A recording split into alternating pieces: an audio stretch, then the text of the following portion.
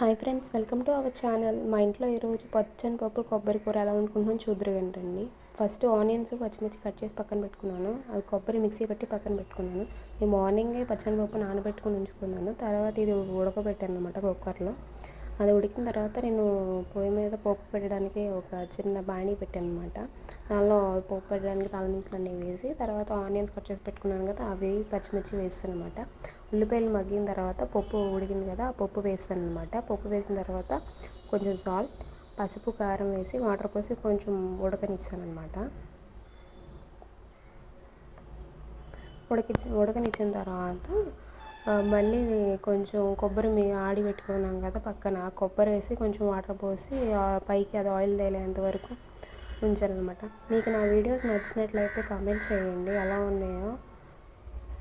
Do subscribe my channel. Thank you for watching.